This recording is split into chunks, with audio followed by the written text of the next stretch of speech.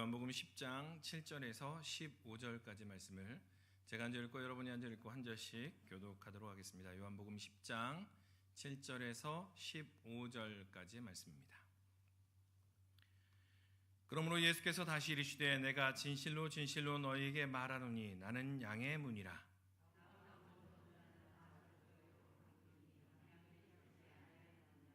내가 문이니 누구든지 나로 말미암아 들어가면 구원을 받고 또는 들어가며 나오며 꼴을 얻으리라.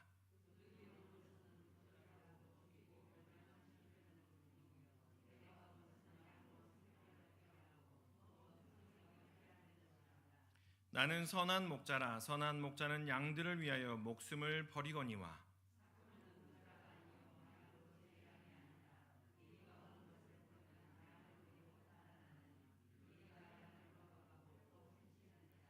달아나는 것은 그가 삭군인 까닭에 양을 돌보지 아니함이나. 함께 읽겠습니다. 아버지께서 나를 아시고 내가 아버지를 아는 것 같으니 나는 양을 위하여 목숨을 버리노라. 아멘. 명절 잘 보내셨습니까? 표정들이 네. 명절 이후에 이제 계속 드시면서 받은 또 스트레스들 잘 풀어내시고 또 기도하면서 또 함께 찬양하면서 또 함께 모이면서 또 함께 나갔으면 좋겠습니다. 우리가 요한복음 10장의 말씀을 계속 보고 있습니다. 그런데 여러분 한번 생각해 보신 적 있으신가요? 이 10장의 이야기는 우리가 너무나 잘 아는 이야기고 또 오늘 예배 전 찬양하면서 예배 시간에 찬양하면서 우리가 찬양했던 그 가사의 내용에도 있습니다. 그런데 이 10장의 내용이 왜 이 자리에 있을까요? 이 구절이 이 10장의 내용이 이 자리에 있는 왜 갑자기 이 내용이 나올까라고 생각해 보신 적은 없으십니까? 오늘 10장의 내용을 온전히 이해하기 위해서는 앞에 9장과 연결지어서 함께 보아야 됩니다. 앞에 9장을 보니 이런 내용입니다. 날 때부터 맹인된 한 장년, 성인이 예수님을 만나서 실로암가에서 눈을 뜨는 그 이적을 체험을 합니다. 눈을 뜨는 이적을 체험을 하고 나서 이 날 때부터 맹인된 사람은 계속 이렇게 이야기합니다. 하나님께로부터 온 사람이 아니고서야 누가 이런 이적을 행하겠습니까? 이 사람이야말로 하나님께로부터 온 자입니다. 라고 이야기를 계속합니다. 그런데 그 이야기를 듣던 바리새인들이 이 사람을 향하여 손가락질하며 이렇게 이야기하죠. 죄인인 주제에 하나님의 은혜를 이야기해? 너는 날 때부터 죄인인데 어찌 성전에 들어와서 어찌 우리 안에서 하나님의 은혜를 이야기하느냐? 라고 회당에서 쫓아냅니다. 이후에 예수님께서 이 날 때부터 맹인된 사람과 바리새인들을 함께 만나는 자리에서 이렇게 말씀하시죠. 바리새인들을 향하여 네가 차라리 맹인되었다고 하면 네가 죄가 없을 텐데 본다고 하니 죄가 있구나 라고 이야기를 하십니다. 그 이야기에 덧붙여서 그 이야기에 이어서 이 바리새인들을 향해서 계속하는 이야기가 이 양과 목자와 양의 이야기입니다. 이 양과 목자의 이야기, 목자와 양의 이야기가 뚝 떨어진 이야기가 아니고요. 앞에 9장에서 날 때부터 맹인된 사람, 이 사람을 회당에도 들어오지 못하게, 예배당에도 들어오지 못하게, 온전함에 이르지도 못하게 손가락질하는 그 바리새인들을 향해서 너희가 본다 하니 오히려 죄가 있구나 라고 이야기하면서 너희의 모습은 어떤 모습이냐 라고 이야기하시는 것이 바로 이 양과 목자의 이야기입니다. 9장 하반절과 10장이 계속 이어서 예수님께서 하신 말씀으로 이어집니다. 그러니까 날 때부터 이 맹인된 이 바리새인들을 향해서 너희 잘 들어, 내가 이 비유로 이야기할 텐데 너희의 존재는 이런 존재야. 그리고 이 날 때부터 맹인된 사람을 구원한 또 이 양들을 위한 이 목자가 어떤 존재인지 알려줄게 라고 이야기하시면서 말씀하신 내용이 바로 10장의 이야기입니다. 요즘 많은 사람들이 이슈 중에 하나가 다이어트입니다. 그래서 다이어트 하세요 그러면 다이어트는 그냥 평생 하는 거죠 라고 이야기들을 하시는데요. 다이어트의 첫 번째 원칙이 하나가 있습니다. 눈에 보이는 간식을 치워라. 어떤 분들은 이야기하십니다. 에이, 뻥튀기인데요. 에이, 어떤 분들은 또 이야기하십니다. 아, 야채인데요. 코끼리도 야채를 먹습니다. 근데 눈에 앞에 보이는 바로 간식을 치우라는 이유 중에 하나가 그 간식에 손이 가면서 우리가 정작 생각해야 될 다이어트들을 잊어버리기 때문에 그렇습니다. 오늘 본문에서 예수님이 당신 스스로 나는 문이다 라고 이야기하시면서 이야기가 시작이 됩니다. 그런데 오늘 본문에도 보면 이 문을 가리는 요소들이 있더라는 거예요. 이 문을 가리는 요소들이 하나하나 나오면서 그것들을 예수님께서 말씀하고 계십니다. 우리는 하루에도 수십 번 문을 통과합니다. 대부분 큰 제약 없이 문을 드나드시죠. 오늘도 예배당에 오시는데 어떤 분들은 그냥 들어오시기도 하시고 어떤 분들은 손소독제하고 들어오시기도 하시고 그냥 통과하기도 했습니다. 그런데 우리가 이 코로나를 지내면서 우리는 알게 됐어요. 마스크 없이 마스크가 없으면 통과 못하는 문이 있구나. 내 몸에 열이 있으면 내 몸에 증상이 뭔가 좀 있으면 통과 못하는 문이 있구나라는 것을 알게 되었습니다. 이런 문들을 우리는 그냥 문이라고 이야기할 수도 있지만 특별히 게이트라고 이야기를 합니다. 문 중에서도 어떤 절차를 통과해서 절차를 통과해야만 들어갈 수 있는 그러한 문들이라고 이야기를 하죠. 당시에 이 바리새인들이 이 게이트, 이 문의 역할을 해왔습니다. 당시 이스라엘 백성이 일상의 삶에 있어서 이것이 맞느냐 틀리느냐 이 문의 역할을 하는 사람들은 바리새인이었고 성전에 예배드리러 오는데 이 성전에 예배드리러 올 때 복장이 온전한가 또 제물이 온전한가 이런 것들을 감독하는 이 문지기의 역할을 하는 사람들은 또 사두개인이었습니다. 이 바리새인들이 이 문의 역할을 했습니다. 앞에 9장에서 보면 날 때부터 맹인된 이 사람이 성전에서 계속 이야기하자 이 사람을 향해서 이야기합니다. 죄인된 네가 어찌 하나님의 은혜를 이야기하느냐? 죄인된 네가 어떻게 하나님의 그 섭리를 이야기하느냐? 라고 말하지 못하도록 막는 역할을 합니다. 너는 날 때부터 맹인된 사람이니까 하나님의 은혜를 이야기하는 건 말도 안 돼. 너 입 다물고 있어. 너 성전에서 쫓아낼 거야. 라고 이야기하는 그러한 역할을 하는 사람들이 바로 바리새인이었습니다. 그래서 바리새인들은 스스로 자부하고 있었습니다. 나는 성전을 지키는 또 우리 유대인들의 삶을 지키는 문지기구나 라는 자부심이 그 삶 가운데 가득하게 차있던 사람들이 이 바리새인이었습니다.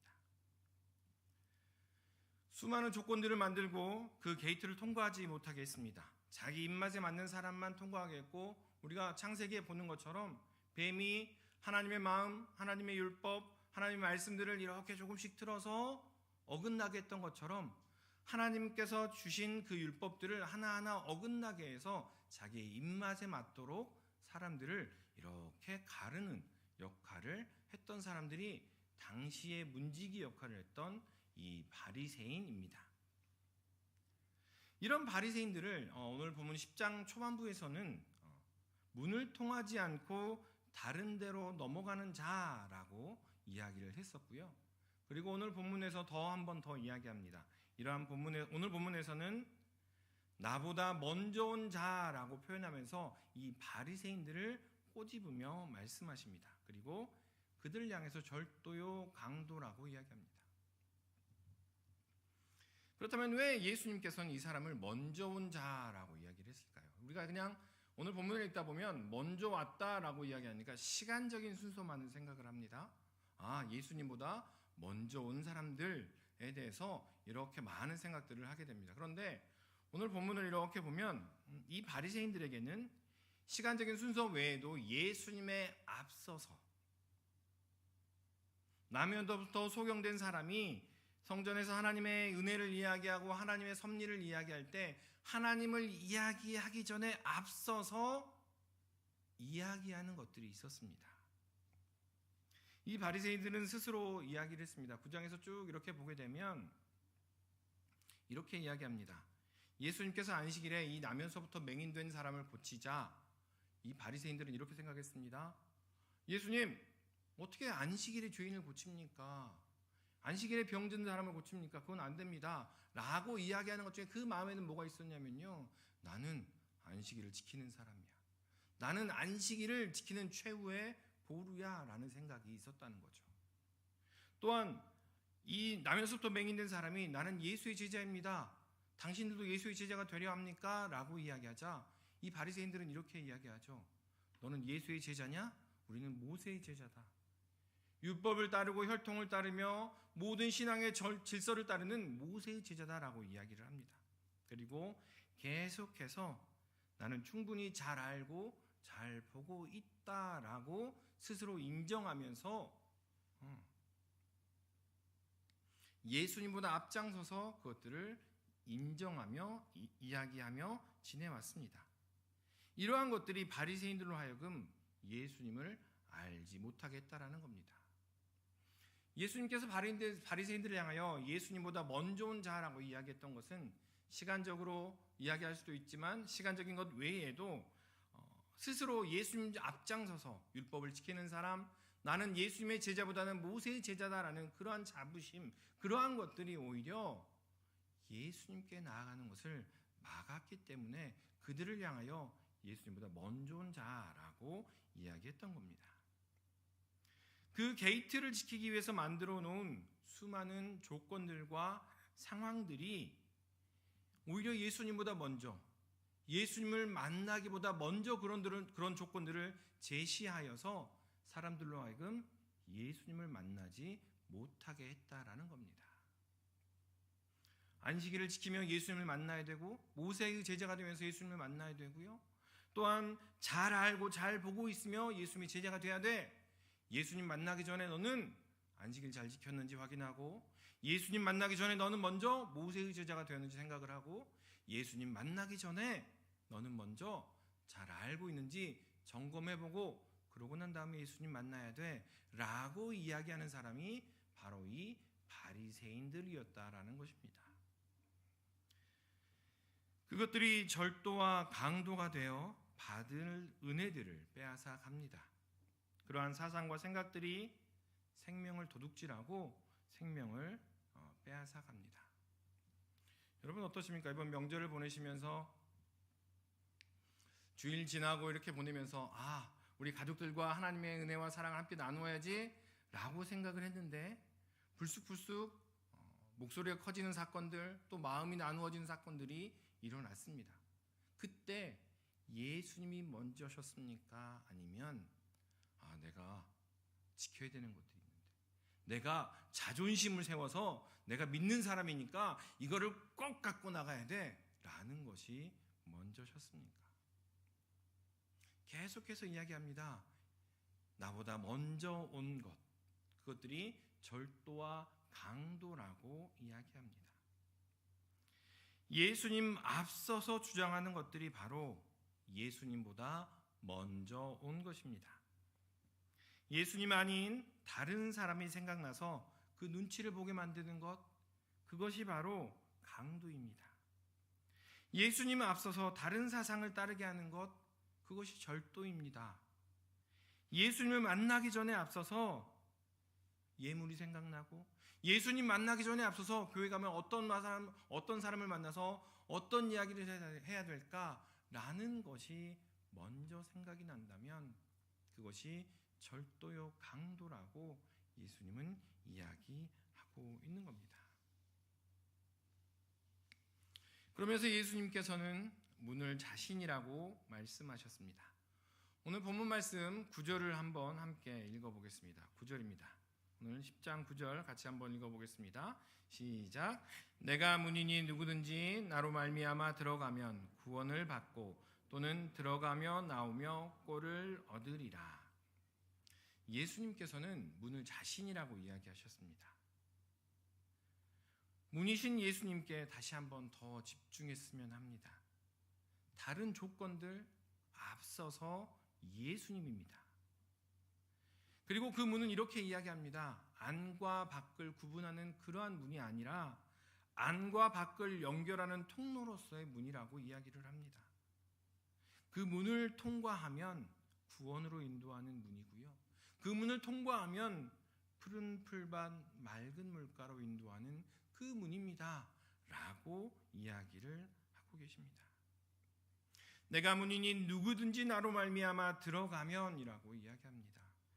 누구든지 통할 수 있는 문, 누구든지 생명을 향해 나아갈 수 있는 문이라고 그 문을 출발점으로 예수님께서는 이야기하고 있습니다. 이런 조건 저런 조건 다 갖추고 난 다음에 나에게 와, 그러면 이 문을 통과시켜 줄게 라고 말씀하시는 것이 아니고요, 그냥 와서 그 문을 한번 통과하자, 나와 함께 그 문을 지나가자, 그 나와 함께 그 문을 출발점으로 해서 함께 나아가자라고 이야기를 하고 계시는 것입니다. 예수님은 스스로 날 때부터 맹인된 사람까지 들어갈 수 있는 문이라고 이야기하시고, 사회적 죄인으로 취급되며 따돌림 당하는 이들까지 들어갈 수 있는 문이 바로 예수님인 문입니다. 그러한 문이 바로 예수님이신 문입니다 라고 이야기를 하고 있습니다.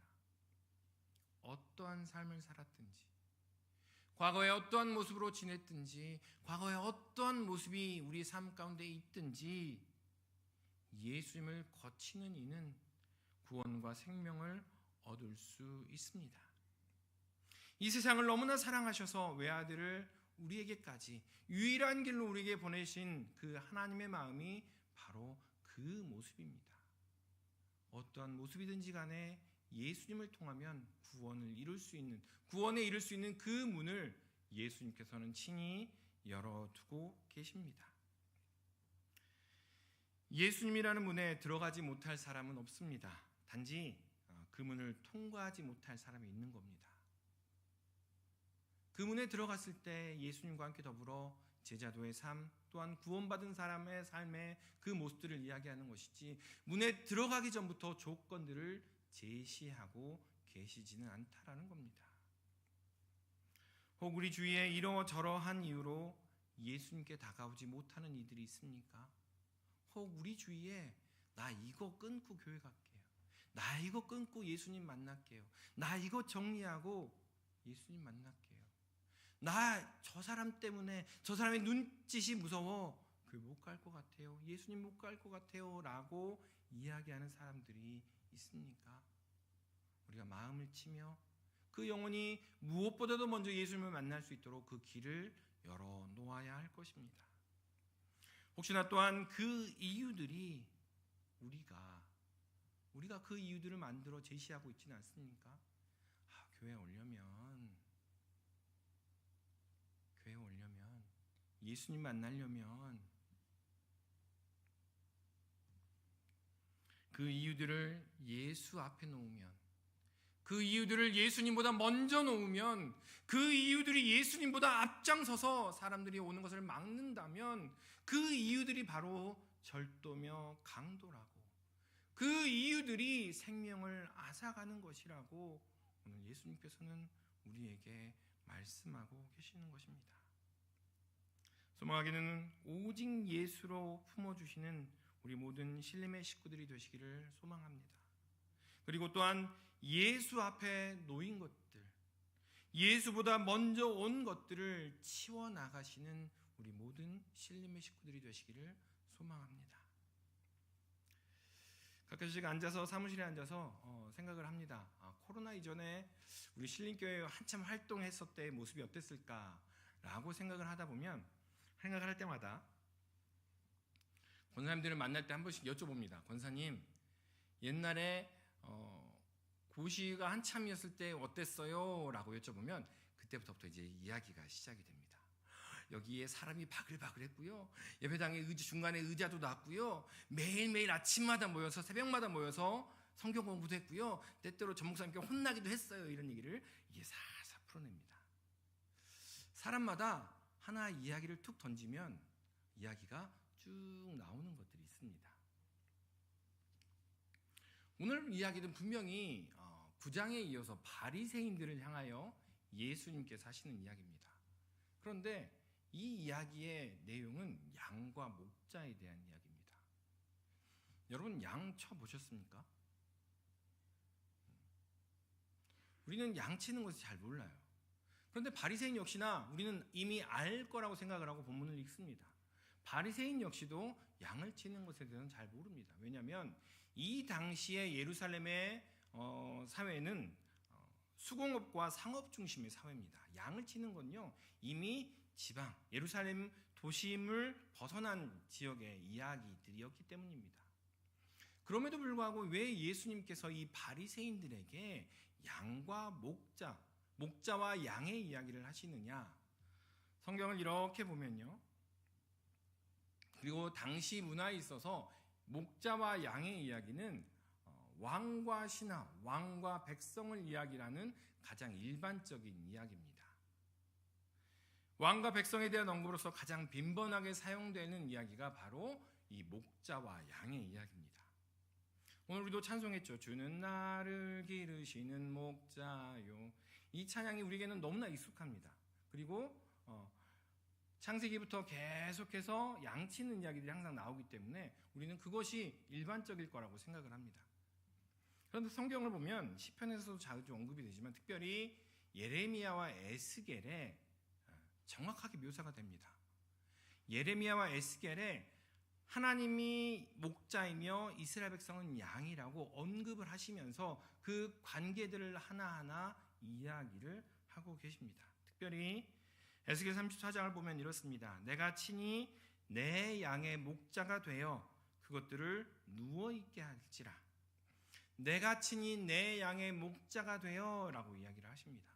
그리고 그 외에도 계속해서 예레미야와 에스겔에 목자와 양의 관계에 대해서 이야기들이 계속 나옵니다.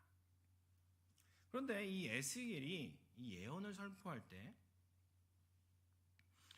이 에스겔이 예언을 선포할 당시에는 예루살렘의 함락에 대한 이야기가 퍼져 있었습니다. 예루살렘이 이제 멸망하여 가는구나, 예루살렘이 멸망하는구나 라는 이야기들이 있었는데 이 에스겔을 통하여 하나님께서 말씀하시는 것은 에스겔을 통하여 이렇게 말씀하십니다.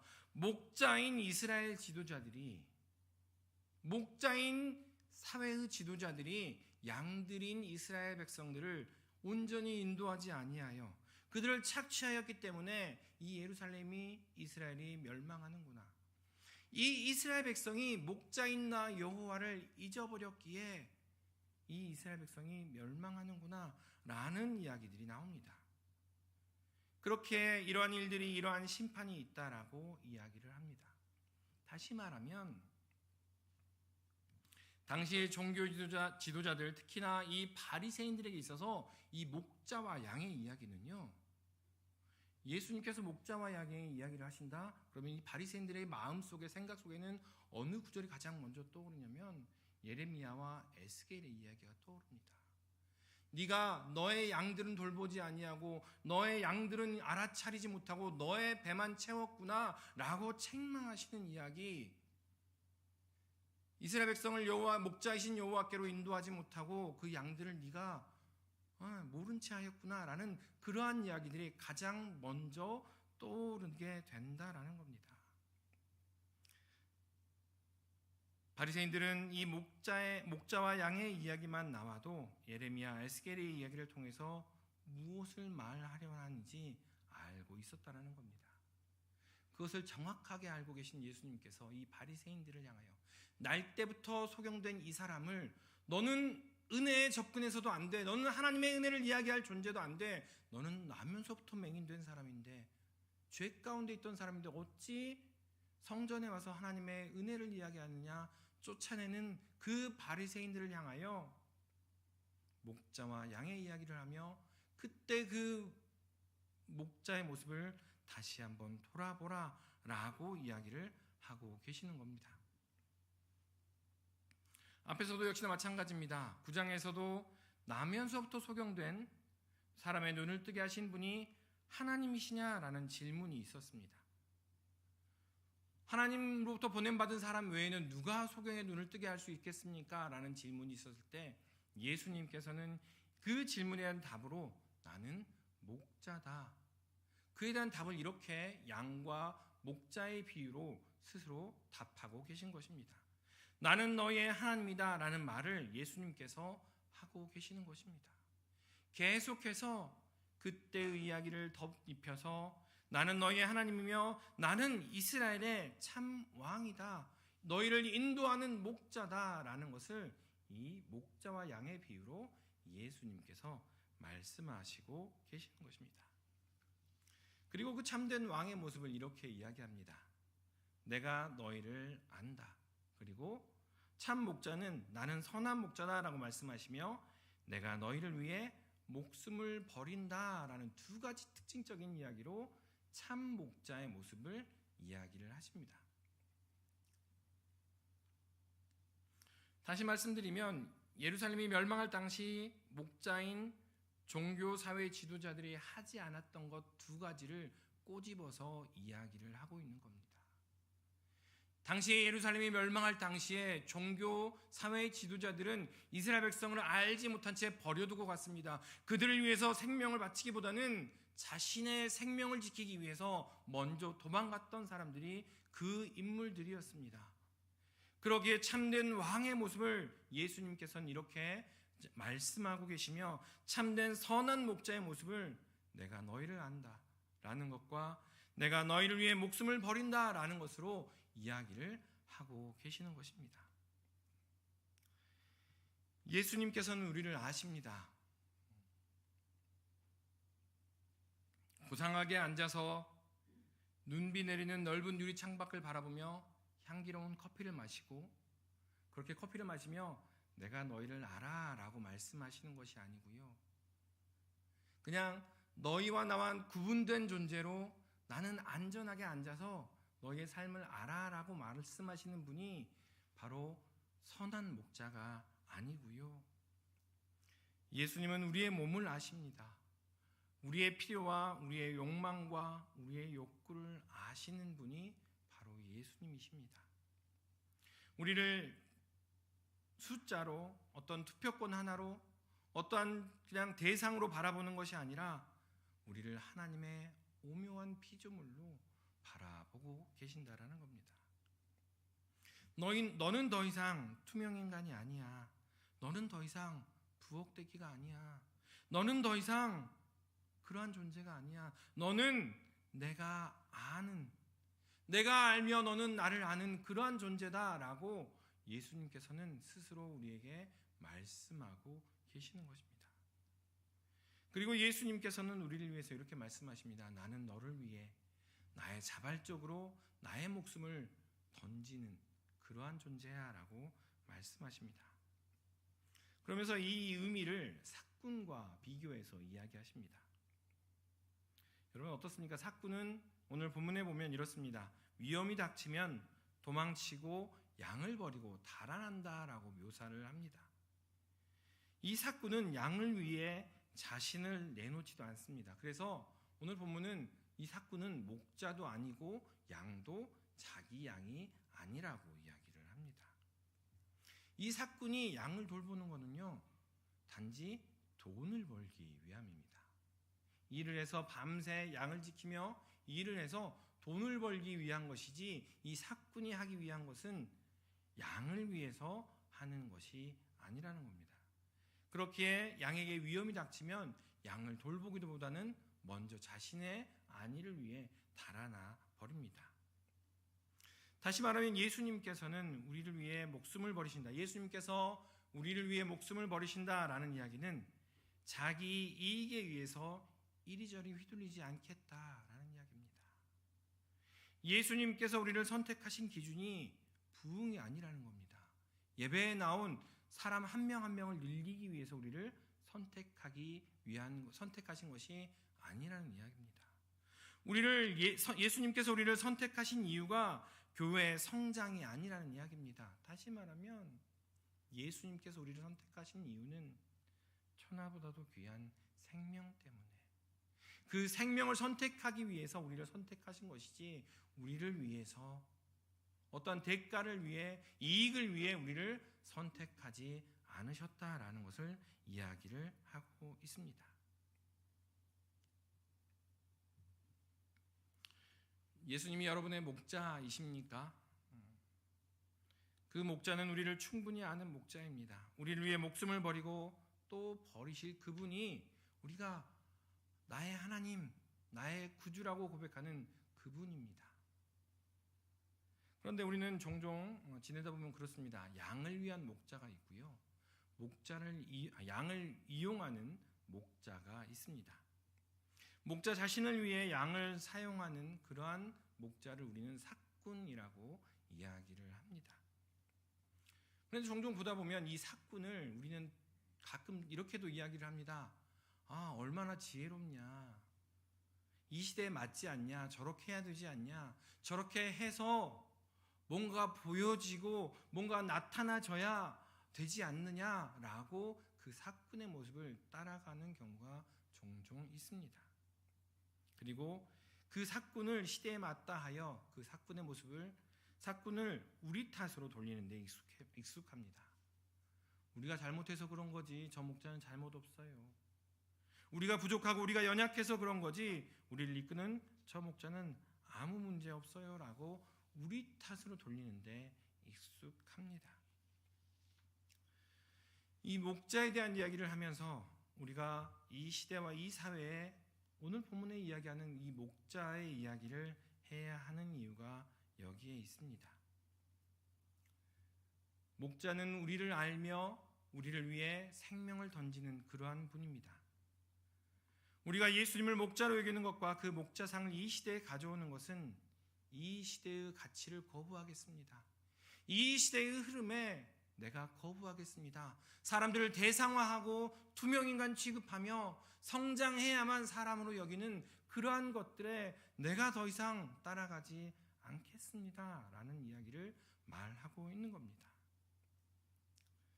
이 이전의 생각은 왕권, 권위, 어떠한 권력은 신이 부여한 것이고 그러니 너희는 거기에 반박하지 말고 따라와 라고 이야기하는 것이 일반적이었습니다.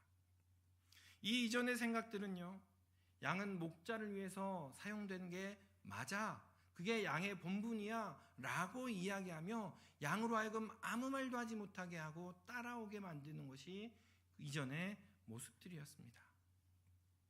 그러나 이제는 우리가 합의해서 국가를 만들고 지도자를 선택했으니 당신의 주인은 우리야, 목자는 양들을 위해 존재하는 거야 라고 이야기하는 것이 지금의 이야기입니다.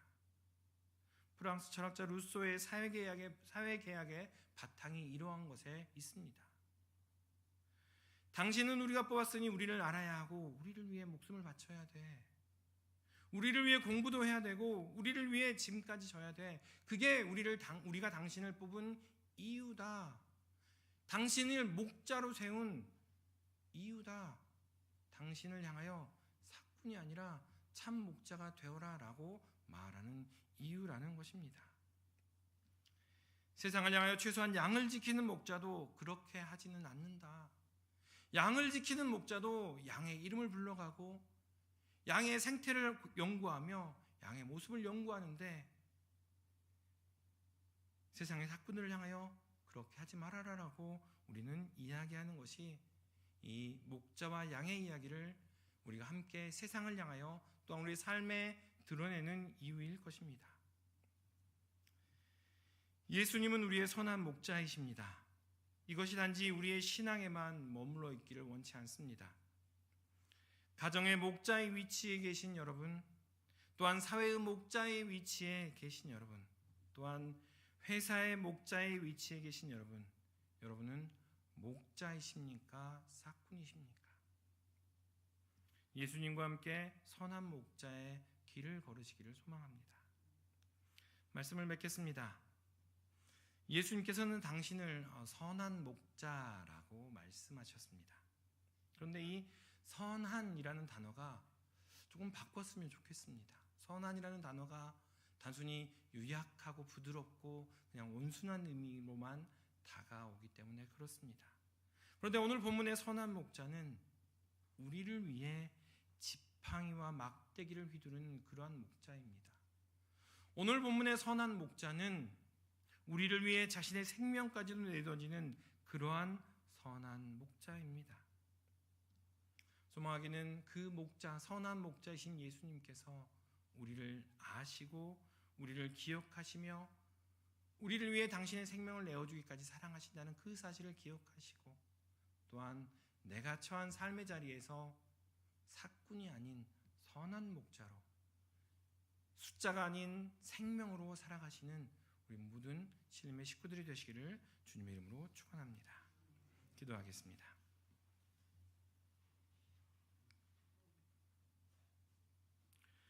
사랑하는 충만하신 아버지 하나님, 예수님께서 바리새인들을 향하여, 예수님께서 책임 있는 사람들을 향하여 목자의 이야기를 하시고 양의 이야기를 하셨습니다. 아버지 하나님, 우리에게 맡겨준 사람들, 또한 우리가 맡아야 할 사람들이 누구인지 돌아보게 하시고, 그들을 생명으로 대하고 있는지, 그들을 온전함으로 대하고 있는지 이 시간 돌아보게 하여 주시옵소서. 예수님께서 우리에게 부탁하셨으니 그 부탁하신 바를 온전히 행하는 우리의 삶이 되도록 인도하여 주시옵소서. 무엇보다도 예수님 앞서 놓지 않게 하시고, 무엇보다도 예수님보다 먼저 제시하지 않게 하시고, 오직 예수님만을 이야기하며 예수님과 함께 동행하는 우리의 삶이 되도록 주여 인도하여 주시옵소서. 감사드리며 이 모든 말씀 예수님의 이름으로 기도드리옵나이다. 아멘.